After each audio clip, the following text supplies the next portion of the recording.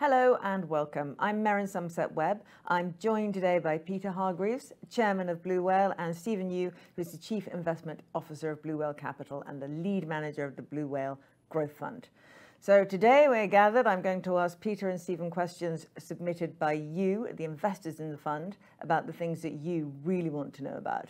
Now, we're saving the last 15 minutes of this for more questions. Anything else you want us to answer, well, Stephen and Peter you want to answer that you haven't already asked. So there is a Q&A function. You can use that to submit your questions over the next 30 minutes or so, and we'll do our absolute best to get through as many of them as we can at the end. The more, the better. If you'd like to review that Q&A session afterwards, a recording will be made available to everyone who signed up. Finally, I'd like to remind you that this Q&A is intended for UK residents only. Right, have we got a lot to talk about today? We really have. Let's start with the situation in the Ukraine.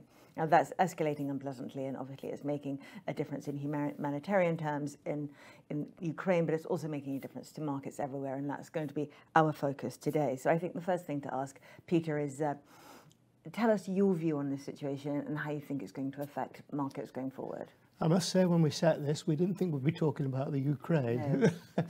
No. It's a frightening situation. And the thing that bothers me, I don't see Putin's way out of it. He either succeeds and lots of people get killed, or he fails and loses face. And it's a terrible situation that he's in. I must say the one thing that frightened me more when it started as well was I thought if China look at this and see that Putin's been allowed to walk in there unchallenged, could China walk into Taiwan the same? But actually, I think the Chinese are putting a lot of pressure on Putin because whilst they've always threatened to go into Taiwan, what China's really worried about is the global economy, which they're heavily in. Of course, the Russians are only in the energy sector of the global economy, and they're not in that anymore. So Taiwan China's probably putting a lot of pressure under Putin. But of course, it has affected the world, and you know, stock markets have fallen, currencies have changed their parity with each other.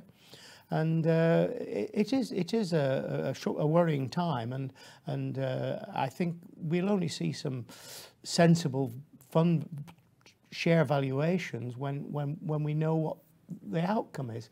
The thing that affects share prices more than anything is uncertainty, and so I think it would be the wrong time to try and get out of all your investments because the chances are it will move back very quickly when certainty of the outcome is known. It's interesting that markets have fallen, I think, rather less than one would have expected. I mean, some markets obviously fallen rather dramatically, but other markets, US markets, UK markets, European markets, you'd expect, given the incredibly sharp rise in the price of energy, which of course will affect not just consumers, but manufacturers, transport, etc., gives us a whole new overlay of price uncertainty across everything. You'd rather have expected markets to fall a little more.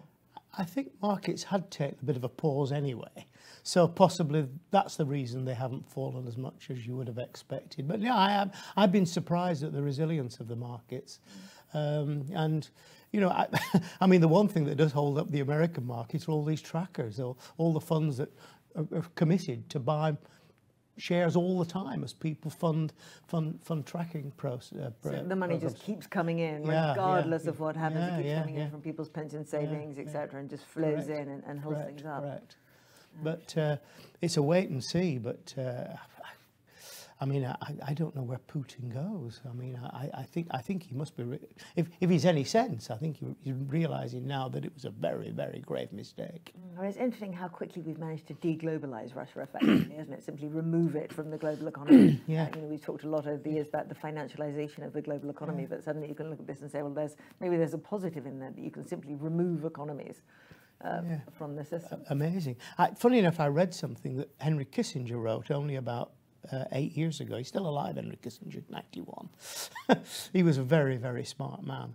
And he said the Ukraine is the perfect situation. It's the perfect buffer state between Russia and the West. And why would he want to change that? But anyway, there's no reason to unite the nation behind a war. I mean, I would have thought you've got to doubt his sanity. Yes, perhaps. Well, it certainly adds an awful lot of uncertainty into the system. So, Stephen, let me ask you, is there anything in the portfolio that, I mean, I suspect the answer to this is no, but is there anything in the portfolio that takes a direct hit from this unpleasant situation? We don't have anything directly related to Russia or Ukraine situation. And I think the way that we go about the macro uncertainties, including what's happening now, is we want our company to be pretty immune from any of the geopolitical uncertainty, and including what's happening now. And I think what's happening now is quite interesting. I think firstly, the first derivative in terms of the impact would be if you have a big exposure to like Russian being your end market, then you definitely would get hit. But I think secondly is about the financial implication as well, which is related to sanctions, that if you're like, even like if you're some sort of like consulting businesses, that you have some clients that Middle Eastern, that some of your money can get frozen, or you can't speak with your customer anymore. And I think that's very important. And I think fortunately for us this would be the typical areas that we would never get close to. So hence we are relatively immune to our holdings in this situation. Interestingly, one of the things we were just talking about trackers, one of the things that I suspect most people don't know is if they're invested in a tracker, a global tracker of any kind, they probably are holding Russian equities. So pretty much everyone with a pension will find that they have maybe under 1%, I'm sure, but a tiny amount in the Russian market somehow. So it'll be a surprise for a lot of people. But sticking with this, do you have anything in the portfolio that will be hugely positively impacted by this situation? For example, energy stocks, this is not something that you tend to hold. Would you, going forward, look at it and say, well, actually, maybe there is value there? I think we don't consider energy stocks to be high quality businesses. I think if you time the way in at the right time, I think you can make quite a lot of money out of that. But I think on a high level, it's quite highly intensive. The commodity prices is very difficult to forecast, so we don't stay too close to it.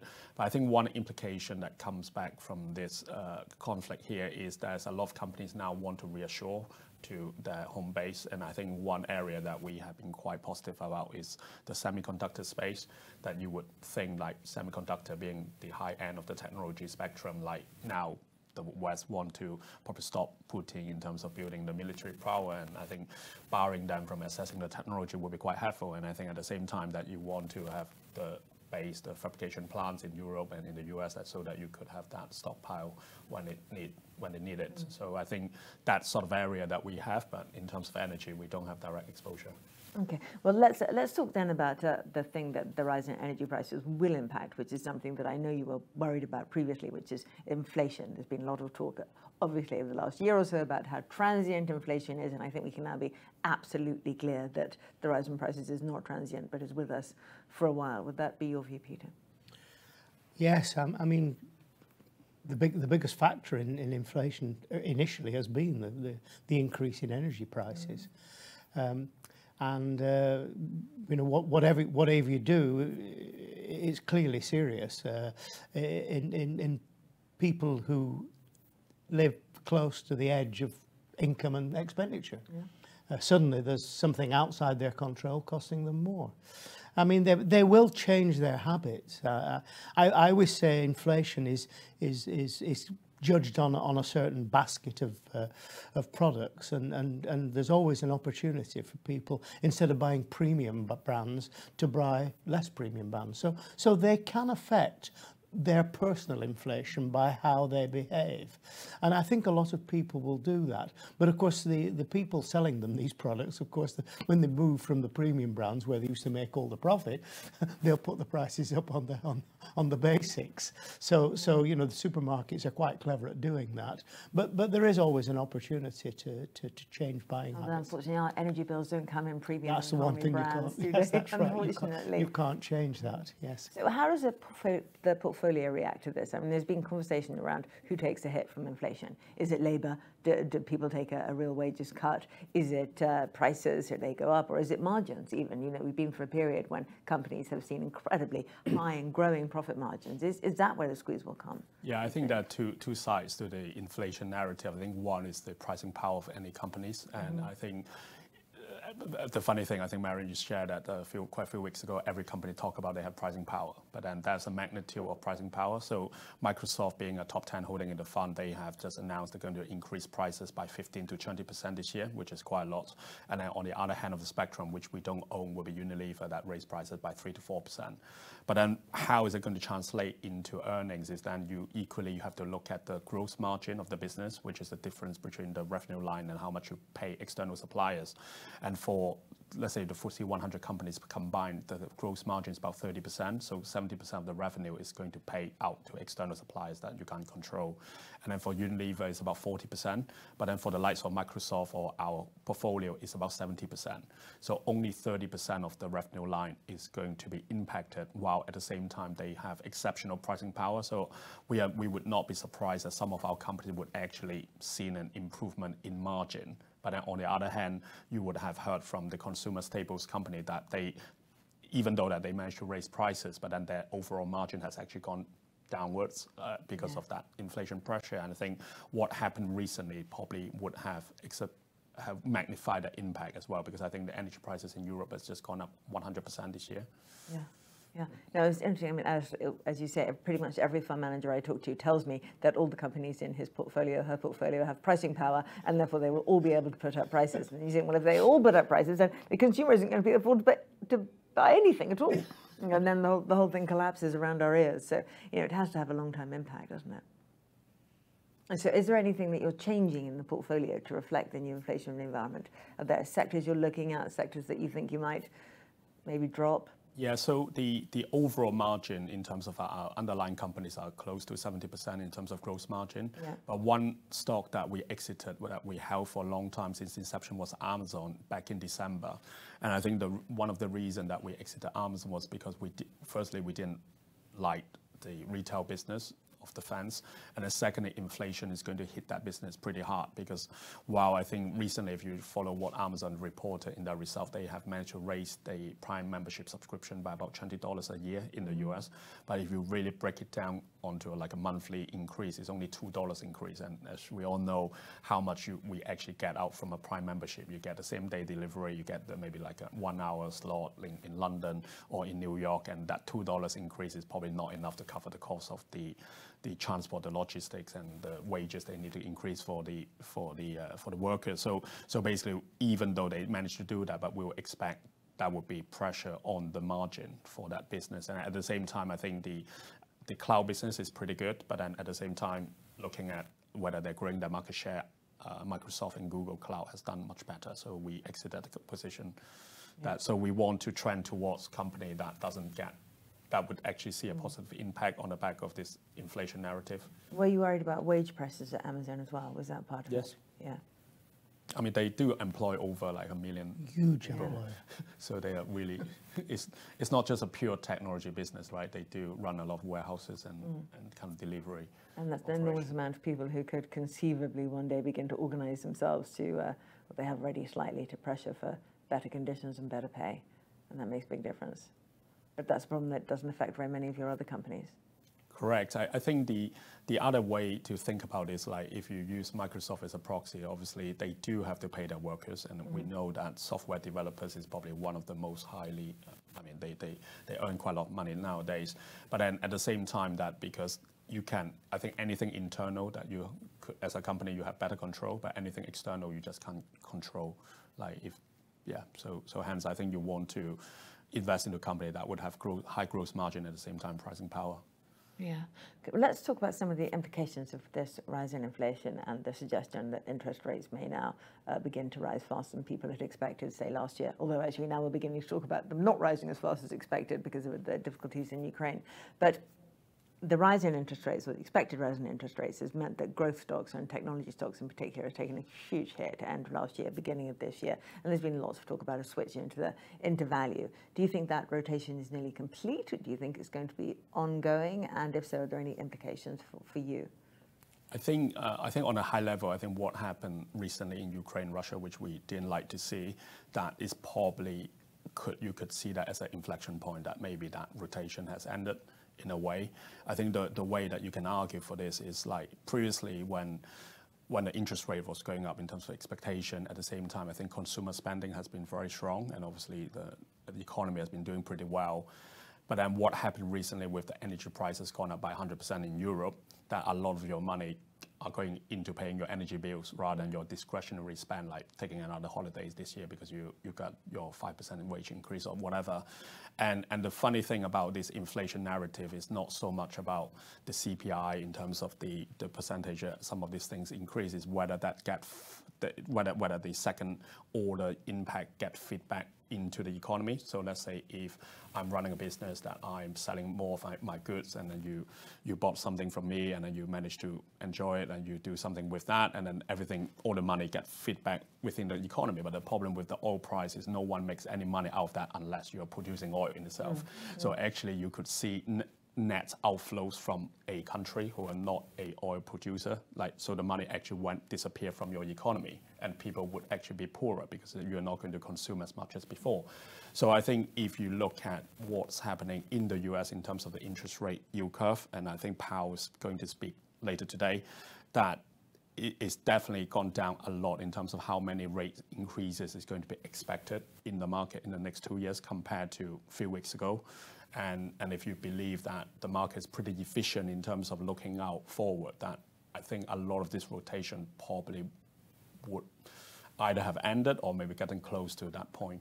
Okay, so some of the growth stocks that have done so badly over the last few months may pick up again. I think selectively, yes. I mean, I think the one thing which is very difficult to just outline it as like using tech as a basket is like if you need to go into the individual companies, because there are many companies that will never come back. Like I think I've spoken about this before, like Peloton, which is the home bike company, that the shares has gone down about like 80% since summer last year, which is something that we'll never be interested in. But then if you look at the fundamentals of the company, they have burnt over $2 billion of cash in the last 12 months until December. And if you look at how much cash they have got left on their balance sheet, it's only $1 billion they've got left. And obviously it's rumor that Amazon or Nike might be coming in to acquire the company. But you can imagine if no one is coming to rescue the company between now and then, this time next year, maybe the company might not be viable, and consumer are pretty smart. You're not going to spend $2,000 on a new bike if you think the service might not be viable this time next year. But then in contrast, I think if you look at the companies that we have on our top 10, I mean, I keep coming back to Microsoft because I think people understand that a bit more, is there's been no changes in the fundamentals. Like the price increases they're going to put up, the 15 to 20%. I don't think any customers, including us, would be thinking like maybe we should consider an alternative. Maybe we should consider a cheaper option because it's too expensive, because ultimately it's not that expensive. Secondly, it's a critical service that we need. And so I think if you do believe that the fundamentals of your company have not been changed in any shape or form over the last 3 months, despite the fact that interest rate has gone up, inflation narrative, or the conflicts in Russia and Ukraine, then you could argue that shares has become cheaper. But it's not for every company. I think some company might not be around. Yeah. So a company like Peloton would represent the collapsing of the tech bubble, basically. I mean, if you look back, I think some of us might have thought at the time it looked like a bubble. Certainly in retrospect, it was a bubble, a product that people would surely only want to use when they were locked in their homes. And as soon as they weren't locked in their homes, they might like to cycle outside. That's rather how I looked at it. So the collapse of stock like that does suggest to us that the bubble burst and it's been slightly washed away, leaving behind the kind of stocks in your portfolio that couldn't be counted as being part of a tech bubble in any way, just a strong growth. There's another point on Microsoft as well. Why would you change from a Microsoft system they use? The aggravation of change is never worth it when you know to pay a few more dollars for the product. I mean, the hassle of changing is enormous. Are you saying they've got a lethargy strategy, like the UK's retail banks? It's true though. It probably is true. Absolutely true. Yeah. Okay, but let's go to valuations then. So it's all very well saying a stock like, say, Microsoft or some of the top ones in the portfolio, that they're good growth companies, their fundamentals remain exactly as they were, there's no problems with their earnings, nothing has changed with the business. But that doesn't mean that the valuation environment hasn't changed and that the market is still prepared to pay less for these companies than they were in the past. I think on a high level that in terms of our investment process, that we have an internal valuation model that we look out to 5 years time horizon, and we look at the free cash flow generation of that company and then put it to the share price to see the valuation of the company. And basically 3 months ago that our portfolio was trading at a small premium to the market, which was less than 10% premium. But at the time we wouldn't be suggesting that our portfolio was expensive, even though it was trading at premium, because as I already outlined, that the quality of our portfolio is much higher than the market. Like the gross margin of the portfolio, 70%, the stock market is 40%, the pricing power is much more exceptional. We are not cyclical. All our majority of our holdings are net cash, not even leather on their balance sheet. So the quality is very good. So hence, even at a small premium, it's probably fairly priced. But if we look at the valuation now using the same framework, assuming there's no changes in fundamentals, which we already talked about, that we are now trading at a small discount to the market based on our 5-year framework. When you say the market? The world stock market. World stock market, not the US. Not the US, but US is about 70% of the world stock market. So on a like-for-like basis, that is the market that we invest into, which is the US and the world. Yeah. So nonetheless, still the majority of your investments are in the US, and I know that one of the things that quite a lot of people are asking about, and probably will continue to ask about, is given the valuation differential between the US market and lots of the other global markets, is there not time to shift into, say, for example, the UK, which is a significantly cheaper market? There's the currency angle as well, of course. Right now, with Putin going into the Ukraine, what currency would you like to hold your money in? Bitcoin. Well, That's a joke. you certainly wouldn't want it in the euro. It's a huge net importer of energy. You might be more inclined to put it in sterling because we're better served for energy. But what's the safe currency in the world? Where do people go to in times of crisis? They go to the dollar.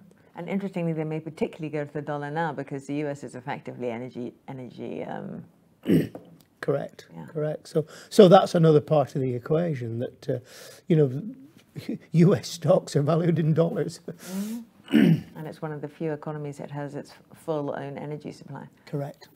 Interesting. Okay, so that's a no from you for investing in the rest of the world, Stephen. Yeah, so we don't currently have any investment directly in the UK because we just didn't manage to find any high quality businesses in the UK. But I think if people follow my career, that I started off being a UK fund manager for about 6 to 7 years. I think you're going to get some pushback on that. No high quality companies in the UK. Questions on that, please. I think liquidity is an important point here. You know. Even now, where there's a lot of worry about stocks, we could liquidate the Blue Whale portfolio, in 48 hours? You know, we can't find companies in Europe, really, with that market. You know, I mean, I don't, Stephen would tell you better than me, but you can go out and buy, several £100 million of these companies, whereas in the UK that would be very, very difficult to do, and especially if you want to get out, you would not be able to get out. Not that we'd ever need to liquidate the whole portfolio, but we could. I hope not. No, but we could. Yeah, I give you one quite interesting analogy on the back of that. Argument is that I think back in the old days there was a really famous fund managers and no longer running money. But at the time, I think when we were talking about 10 to 20, probably 10 billion-ish investing in the UK stock market is too big to have the liquidity, etc. But now, obviously, the largest fund is about 30 billion in the UK, run by another manager. But then majority of his assets are in the US market, and obviously the US stock market is huge, and hence the liquidity profile of that fund, even though 30 billion is bigger than 10, but then the end market is much bigger. So hence I think that is something that we need to put into consideration. And I think the other thing which I probably would retract slightly, that there are certain good businesses in the UK, but I think getting the scale is quite difficult because we do have this top 10 holding in NVIDIA in the fund, and obviously NVIDIA was trying to acquire ARM, which is a UK company that has been taken out by SoftBank, the Japanese, and obviously it wasn't allowed. They weren't allowed to acquire it. And now you're talking about Arm is going to either do an IPO in the US or maybe duly listed in the UK. But the valuation that Arm is going to come out with is about $30 billion, and Nvidia was prepared to pay double of that, about 70 billion. The problem with Arm then on that basis is not that it's not a good company. It's a fine company. They have some IP, but there's no scale. There's no distribution. If no one ever are able to acquire Arm, which only deliver about $1 billion or $2 billion of earnings, then you don't have the scale. And while at the same time, Nvidia is like $600 billion company. And I think nowadays you need to be really global. I think the unfortunate thing about many of the UK businesses is that we are probably not global enough. And I think the best global companies would be the energy companies, but that is something different, isn't it? Like you sell overseas, you are mining company, BHP, Rio Tinto, etc. But I think anything else, including technology, like you're just not scalable. You don't, like, I think post-Brexit it's probably a bit even more difficult to get into Europe to get that scale. And hence, in contrast, if you think about any successful company in the US, they are really big because the US market is really big. And the reason that we have the tech giant in China too, which we don't invest into, is because they have a big market. But ultimately, I think Europe in itself is quite fragmented in a way that, and then UK get a bit silo as well. So ultimately, when you don't have the scale, it will be very difficult to have a good business model. My next question was about China, and you've half answered that. Why not China if you have these very big, fairly liquid technology companies? So we have been avoiding Chinese or Asian companies on a high level for a long time, and I think one lesson that is very important from my previous career is, like, I think you want to, if you do want to invest into high quality businesses, I think the level of transparency is very important. Secondly, I think the corporate governance, that at least you know that the company is working for shareholders. And I think what we have seen in China over the last 12 to 18 months, that you probably have worked out that maybe some of these companies have become state-owned or state-operated, and hence they are not working for us. And obviously we don't want to put our investors' money into a company that they're working for another party. So I think that's something that we try to avoid. But we do have a holding in Nintendo, which I think we might have touched on that last time. So we have very little exposure to Asia, but selectively, yeah, we do have a few. Okay. We might come back to Nintendo, but I need to come back before that to currencies, because one of the questions that keeps coming up is there a world in which the fund may have some exposure to Bitcoin, may be invested in some kind of cryptocurrency? Is there a future for that at all inside the fund? I am... Big throat clear. I quite like the concept of Bitcoin. I like something that's cannot be affected by governments, and that appeals to me a lot. The problem with Bitcoin, and I have none. I've looked at it. I would like some, probably. It's the security. I don't just know how to hold it and how I would feel safe holding it. And that... I'm with you there. You know, I've lost 2 lots of Bitcoin by now, losing passcodes, just not quite understanding it. Yes. Well, I hate passwords, so I think me and Bitcoin would not get on. No. But I mean, that is the worry, the security of this darn thing. It's you can't touch it. And that is why I've looked at it, and as I say, the concept I think is good. Yeah. Something that's independent of governments. But is it independent of governments? Well, is anything independent of governments? Given the regulatory environments and what we're finding out now about the financial control you can have over economies.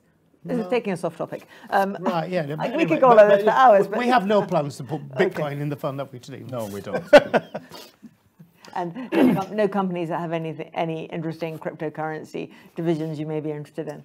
Yeah, I think there are a couple of ways to look into this area. I mean, we are doing quite a lot of research on it. We would not be holding any of this crypto in our fund because of our mandates. But I think there are 2 areas that you need to separate out. One is Bitcoin per se, because I'm not a fan of Bitcoin in itself, because there's not much of a utilization. I think people suggest that it could be like some sort of digital gold before the recent sell-off, and then now you realize it's not really gold. Like, gold didn't sell off on the back of the crisis, but then Bitcoin managed to gone down, I don't know, 30-40% recently. But I think if you're looking at the blockchain technology, let's say Ethereum being the network, and I think there's a lot of activities that have been taking place on that network, like including the recent NFTs, all these digital art and handbags that people can buy on different ecosystem. And I think there's a lot of implication on the back of that. Obviously, I think the network in itself is not proven yet. I think there's a lot of changes that's going on, but I think at some point, you could see that if Ethereum is a company that controls this network, which is not at the moment, then it could be very interesting. But obviously they need to list in the stock market first before we will be interested. But then the other area, even though that we don't have any direct investment in this area at the moment, is equally important to assess the disruption that this blockchain or Bitcoin would have on our other companies. So for example, like we have one of our top 10 holdings is MasterCard, which we have held for a long time. And obviously MasterCard, together with Visa, they control the payment rail. And we will never worry too much about the COVID or cross-border travel or even like buy now, pay later, etc. But then let's say at some point, if a portion of the global payment is going to be not transacted using fiat currency, but then using the crypto technology or Bitcoin or Ethereum, then they're going to make less money. And I think that would be a big disruption to the margin that they're making, which is one of the highest in the world. But it's probably going to be at least 10 years away. But it's something that as active manager that you want to assess and make sure that it's not going to disrupt it. So yeah, we welcome regulation. I think regulation would probably stop that, but we have definitely watching it. Okay, I should ask you as well, we have been asked about gold, and we can argue about whether that's a currency or not, but would that ever have a place in the portfolio, do you think? Well, it's an old store of value. People like it because you can see it. This is interesting, you know, whenever we write about Bitcoin, we illustrate it with pictures of physical coins, which sort of talks to you a bit about why people prefer gold, because it's tangible. I mean, if you look at, I mean, there have been times when gold has gone to very high levels. What they call the Aden sisters, if you might remember that. It was 20 odd years ago. But it's not been a good long-term investment. It is more volatile than you'd expect from a store of value, and it doesn't yield anything. You don't get any income from it, and you know, you have to store it, so there is a security situation like that. It's a small portion of people's portfolios.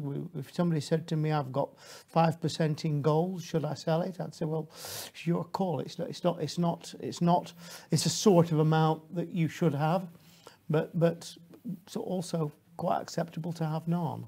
The great hedge against inflation in the 70s, huh? It was. That was the Aden sisters' time. It was more than 20 years ago. And so if we're moving into a macro environment that looks a little like the 70s, high energy prices, geopolitical tension, high inflation, maybe now's the time to buy some gold miners, Stephen. I think that's a no. They always said about commodity stocks, and I'm not in this video going to explain why. They said you should always buy them when they look expensive and sell them when they look cheap. And there is an explanation of that. There is, and that makes sense. But it'd bore the viewers, I think. I don't know. Well, maybe.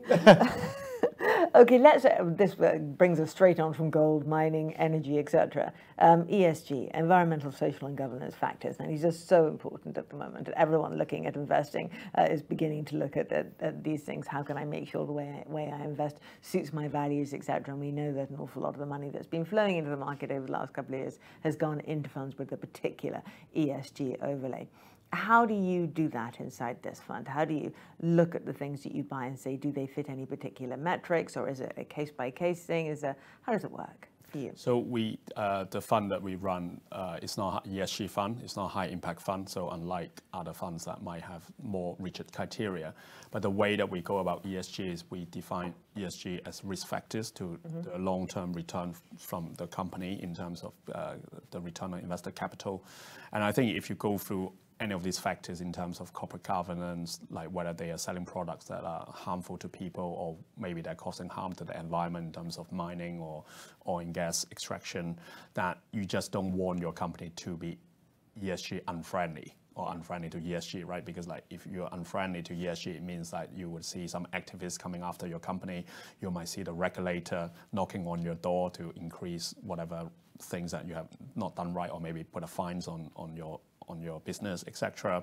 And I think overall, at the same time, that because we invest into really big company, and some of these companies, they are really high quality, and so hence you do expect them to do the right thing over time. But obviously, if we disagree of the direction they're trending, then we might probably revisit our thesis and go somewhere else rather than stay with them.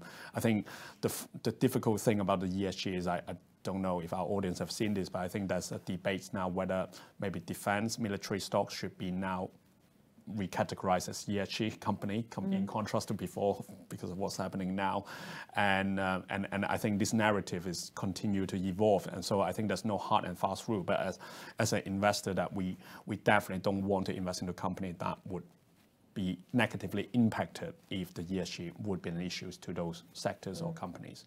So you have no specific sectors in your mind that you would exclude? I mean, we've talked about mining, we've talked about energy, and we know these aren't areas that you would invest in simply because you can't see high quality companies or companies that meet your definition of high quality in that sector. But take something like defense, which apparently is now about to be recategorized as being an ESG friendly sector. Is that an area that you would invest in if you could find a quality stock? Yeah, I think the defense sector is quite tricky in a way that I do remember that, yeah, when I was a UK fund manager, I did cover a lot of defense companies like BAE Systems, and there are a few that no longer around or have been acquired over the years. But then the problem with the defense company is obviously I think you play into the conflict now, the increase in defense budget in Germany, etc.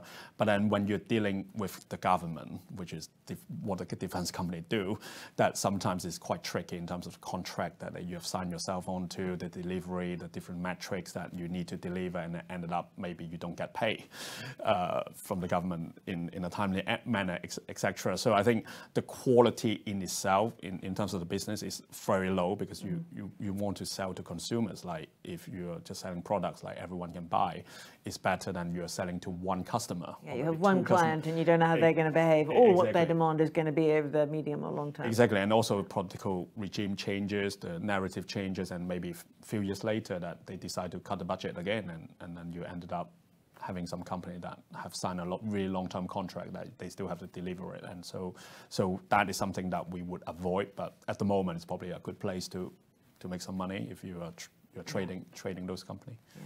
Governments get away with cancelling contracts. Come and sue me. I don't think we've got time for that right now. No, but this is true. Governments can get away with cancelling contracts. Yeah. Are there any sectors that you would specifically exclude?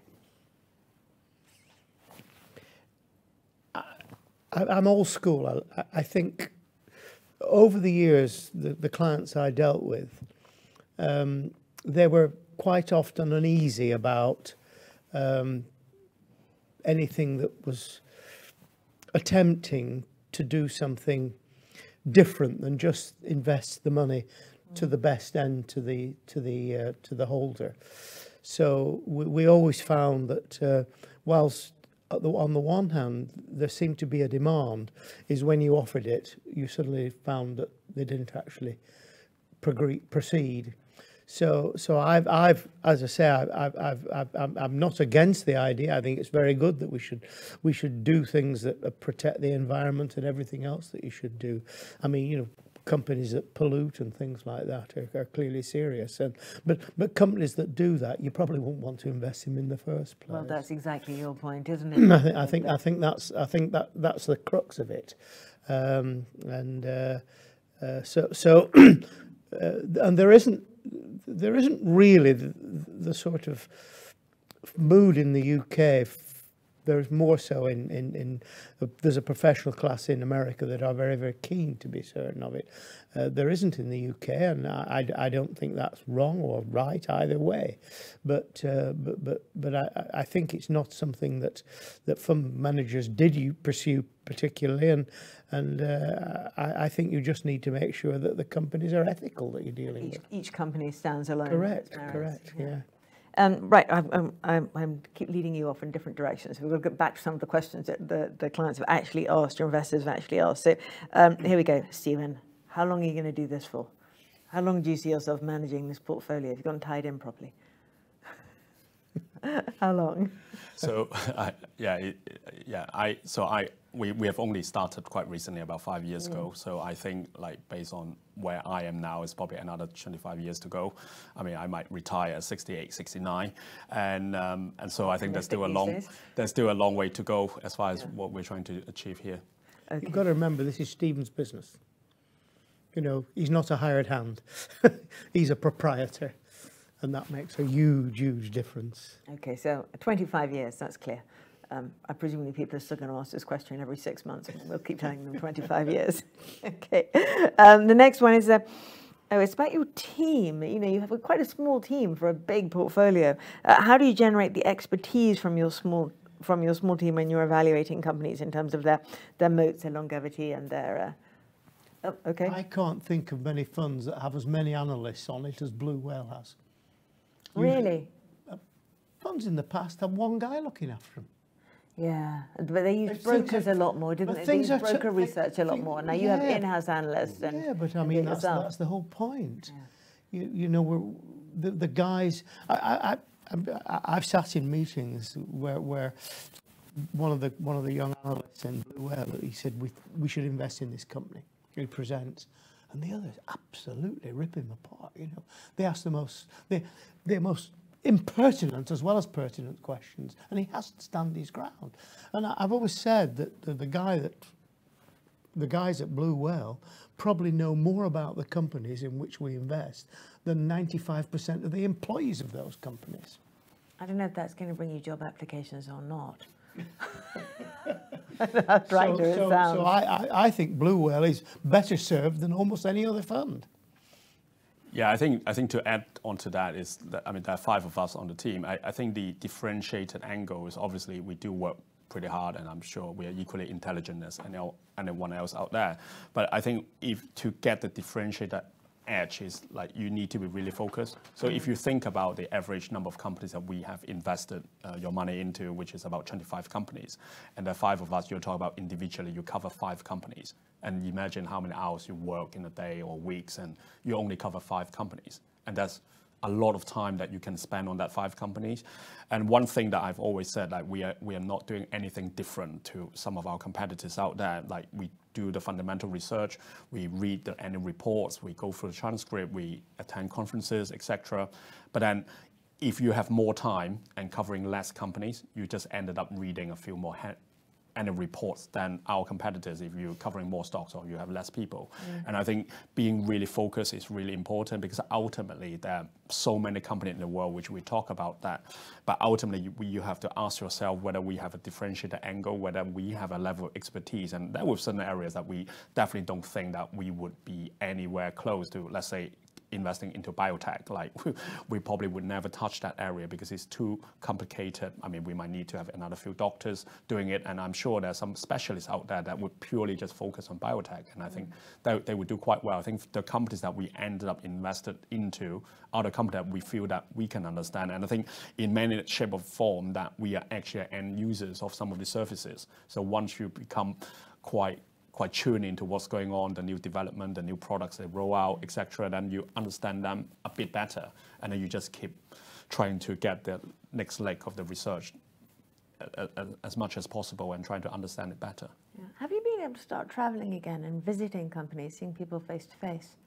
And not so much on visiting company. I think because most of our companies are US listed, so and hence, I mean, obviously, I think doing Zoom or Teams, I think that's been quite helpful in itself. And the other thing is, I think our audience need to remember that we invest into really big company. I think the average market cap of our holdings are over 100 billion pounds. I mean, that's bigger than the average company in the FTSE 100 index. And when you invest into really big companies, a lot of information would already be out there. I think that's more, you probably need to spend a lot more time in gathering a lot of information that's widely available than speaking with the management team, because ultimately, if you do end up meeting with Jeff Bezos, which we have never met up with him, then I'm not sure whether you are going to learn anything out from him about Amazon's direction, because he he's not going to tell you anything that has not already been in the public market, domain right? already. Exactly. So I think when you go into really big companies, all about gathering different sources of information and trying to make sense out of those information and make a good decision out of that. So, okay, we have got so many questions have come in. I know we said we'd get through as many of them as we can, so we're going to have to get going. I'm going to start with Small Company Investment Trust. Is this being talked about? Is there any chance something like that might be coming from you? I think one of the problems with investment trusts is that at the moment they're very difficult to get away. You need to raise a lot of money all at one shot. And until we feel confident that we could do that, and you can't just do it with private investors, you do need institutional investors. If we thought that there was an opportunity there and we could raise enough money, then I think we'll be interested. And we're looking at lots of other sort of options, and but at the moment we're happy with this one fund, and we think we're concentrating all our efforts there, and so but we haven't closed the book, but eventually. You wouldn't ever do that, would you? No. Always options open. Yeah, we should always be looking to see what else there is. Okay. The sales you've made recently, you've talked quite a lot about those in the press, but you managed to time them very well. Here's a question. You managed to time the sales of Meta and PayPal well. How did you manage this? And you're not allowed just to say, because I'm good at my job. Yeah, I would actually say that we were fortunate to have exited both companies before their results. And I think if you follow what happened since they reported at the beginning of February that the shares is down in that another 30% or more. But the thing about these two companies, obviously they have quite different PayPal and Meta. We have gradually been reducing our position last year already. I think as far as Meta is concerned, that we dislike when Facebook decided to change the name to Meta, which means that they are going to be very committed into the metaverse, spending a lot of money. They spent over $10 billion last year. It's likely that they're going to spend another $50 to $100 billion in the next 5 to 10 years to make this work. But the problem for us is when based on our valuation model, which look at free cash flow yield, that is after capital expenditure.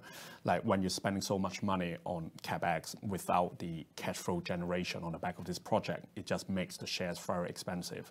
And then if you look at then at the same time, the core business, which they are seeing a lot of headwind from the changes from iOS 14.5, the privacy stuff, hence Facebook have got less data about us to sell to advertisers, hence they have seen a bit of a hit, and then increased competition from TikTok in the US.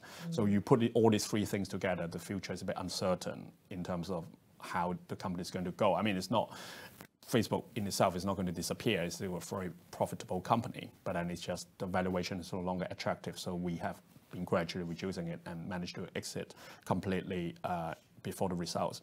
I think PayPal is also equally an interesting one, but slightly different perspective, that we have held PayPal for a long time since inception. We do like the business. We do like the management team. But I think what happened recently about the rumor Pinterest acquisition, which we definitely dislike sometime last year. And at the same time, if you look at the track record of Dan Schulman, which has been one of the most exceptional CEO in the tech space since running PayPal, and at the peak, PayPal was at about $300 billion market cap. Now it's just over $100 billion, which is still very big. But then if you look at the shareholder return from PayPal versus the NASDAQ 100 index in the US since 2015, that he started running it, that PayPal shares has now underperformed the NASDAQ 100 index. So I think the credibility of Dan Schulman is now in question. At the same time, he has been running the company for about 7 to 8 years. He's now 63, 64. I'm not sure whether he's going to be retiring soon, but then he could be forced into retirement. And then we look at the succession planning within PayPal. There's no one who could be stepping up to run the company or to fill his big shoes. And at the same time, you get someone external coming in, the direction of PayPal could be different. And so I think from a shareholder perspective, we would rather sit on the sideline. That I think if you put all these two companies together, we talk about whether when the market recover, the growth recover from value rotation, they might not recover. I think there's some permanent loss of capital that's been damaged in these two companies. So hence I think that's something that investors need to probably remind themselves that it's not all companies are the same. Some companies are actually some specific issues. Interesting, because there have been more questions coming in on Meta saying after this sort of massive price fall, is there not value in there? And if you believe in the concept of the metaverse and the way that they're planning on going about it, is there a possibility that even though they are spending all this money, nonetheless in 5 years the results will be rather amazing? We are at Blue Whale actually a big fan of the metaverse. We think that it's going to come at some point. It could be 10 years, it could be 20 years, it could be maybe 50 years. But the problem for Facebook or Meta is they might not be the ultimate winner on the back of this project, right? Because if you think about how the world operates, it's like we talk about Visa and MasterCard, there's only 2 companies that control the payment rail. If you talk about mobile operating system, there's only the Google Android and the Apple iOS. There's only two companies. And if you think about search engine, there's only really one, and maybe you include bank in that, but there's really one is Google. And then at the same time, we do know that Google and Microsoft and also, Google, Microsoft, and Apple are equally working something on metaverse. And if you don't control the ecosystem, which is the App Store, there's a lot of apps that we use on our smartphone, that it will be very difficult to build something from scratch. So basically what happened is like a lot of this money that Facebook is going to spend into metaverse might not materialize, it might not guarantee them to be the ultimate winner. Because if they are, then we will be interested, but at the moment there's no sign or certainty they would be.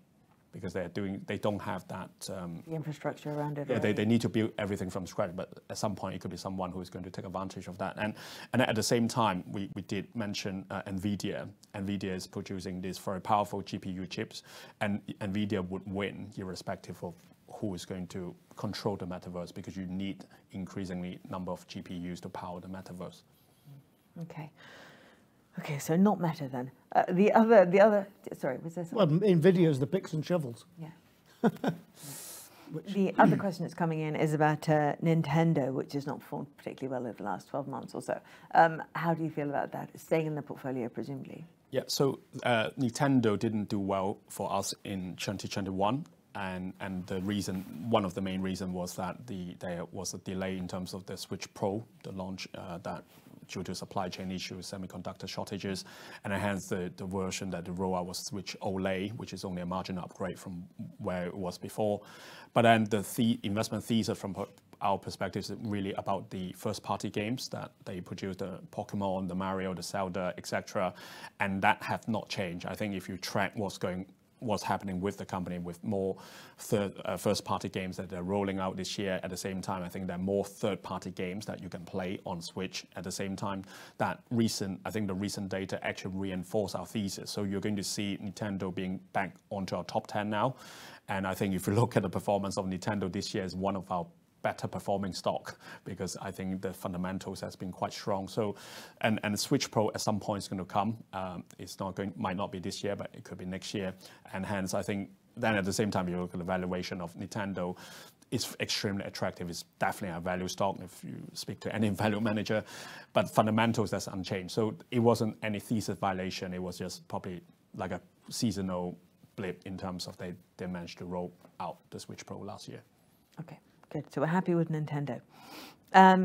The next question is about what you've done with the proceeds of the sales of Meta and PayPal, etc. Have you got more cash than you would have normally, or has it all been reinvested? Yeah, so this goes back to where we first started in the conversation. Is like we have heavily reinvested everything that we have back into the holdings that we have in the fund now. So we are actually running the lowest level of cash that we have ever been. I think if you look at our cash balance now, it's just over 1%.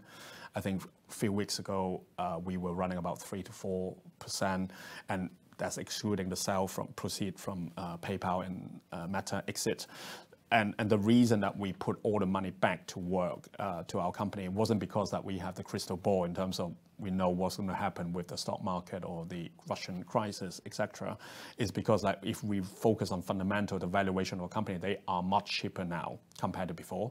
And there's no reason to think that over time the fundamentals are going to come back to in play in terms of the earnings growth trajectory for our company. And I think at some point the market is going to recognize that. So we're actually seeing the current situation being opportunity. So we are definitely not raising cash, and any cash that we have, we put it back to the company that we have. Okay, so I mean, there are several questions coming from valuations. You're absolutely not concerned that these stocks you're in are just going to get cheaper? I think there's always a chance that you could. I mean, any shares could be cheaper, but the problem is like you don't actually know when it become. I mean, the point until after the fact. Like you can find out. Oh, during the pandemic, I remember, which is quite interesting, that we had put all our cash to work during the February and March sell-off in 2020, and obviously, when we had the lockdown in the UK or in the US in Q2. 2020, that the stock market already have recovered and being really strong in performance terms, and then people would be struggle to understand like how is that possible, because we don't even have any news of a vaccine. We don't actually know how many people is going to suffer on the back of this, but a lot of this price action has been anticipation in terms of how severe this could be. But the only thing for active manager like us is to focus on the fundamentals, which then translate into valuation. If you think the valuation is really cheap, which I already outlined that our portfolio is now cheaper than the market based on our 5-year framework, which has not been the case for a long time, then is very attractive. But then can it become a bit more cheaper? We don't know that, but maybe it's up to our audience to time that. Yeah. Yeah. Peter, this one's for you, and it's on, I'm afraid, the same sort of topic. You've been very open that you have a significant investment in the fund. Of course you do. Do you have any concerns? Sorry about this, Stephen. Do you have any concerns that the younger investment team have not been through a full cycle? Oh, what an interesting question. This is assuming that cycles are going to be the same as they used to before. And I don't believe in that. I don't believe we're going to see quite the cyclical history that we've had. One of the ways that people invested when I came into the industry was in income stocks. And then the funds were very, very small. The biggest fund was 100 million when I came in the industry. And they almost were forced to manage these funds, because if one of the shares they had went up, it reduced the income of the fund, so they had to look somewhere else. But now, because the funds are much bigger, there aren't the opportunities. So they can't even manage those funds in a cyclical way. And I you know, do you want to be involved with cycles? We don't think our portfolio is particularly cyclical. It's why people have asked us why have we not gone into, you know, more recovery stocks, because we don't know when to get into them. We wouldn't know when to get out of them, as nobody ever did in the past. So I don't think that's a big problem. And I've been through the cycles, so perhaps you want to bounce things off me. But so do you think that there won't be a bear market in the same way there has been in the past? Is that what you're saying? There will be bear markets, yes, but I'm talking about stocks. I mean, as J.P. Morgan said many years ago, the market will fluctuate. It will, but is that cyclical? I don't know. It is different now. I think globalization has made things different as well. But I can't see it a big disadvantage that they haven't seen the upside. I mean, it could almost be an advantage. I mean, we've found that some of the older fund managers have been too cautious. Maybe we might need their caution again. Well, they could do. That was one of the other questions. How will this fund perform in a bear market? And the answer to that, I guess, is we don't really know. Well, we know. The one thing we do know is that they have huge margins, and they always perform the best. I mean, it's in a bear market, it's the poor stocks that get hit the worst, and these are quality stocks. So they should perform the best, or should go down the least. Go down the least, but it always depends what you pay, right? Yes. You can, if you buy quality stocks and you grotesquely overpay for them, what can you expect in a bear market? You can expect to horribly underperform. But your basic thesis here is that you are not overpaying We're not quality overpaying growth based on our framework. in their fund. So everything will be absolutely fine. Yeah, I think the other thing is, I mean, obviously it's a big conversation about bear market. I mean, if you're talking about the economy going into a recession, which we're not worried about, like that is just part of this economic cycle that our company will do pretty well. If you're referring to a financial bear market, which we probably have already experienced that over the last 3 months. And I think what we have seen over the last, let's say, 10, 15 years since the global financial crisis was that a lot of this bear market in the stock market per se has been very short-lived. And that you can term that to the market has become a lot more efficient, a lot of expectation, anticipation that what is going to happen.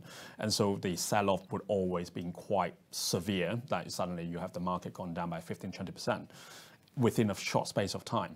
But that is your bear market. Instead, like back in the old days, like the stock market is down 5 to 10 in a year, another 5 to 10 in another year, then you have a prolonged bear market. But I think bear market in the financial market perspective has been shortened dramatically with the central bank actions. I think even if you look at the Ukraine crisis, what the rest of the world is doing to Russia now in terms of sanctions, different companies stop selling goods to them, has been quite, not coordinated, but has been quite quick in terms of the action that we are not sitting down here still talking about what to do with Russia. I think a lot of action has been taken. So maybe the conflict will be shortened too.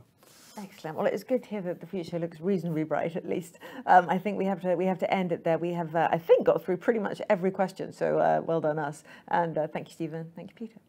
Thank you.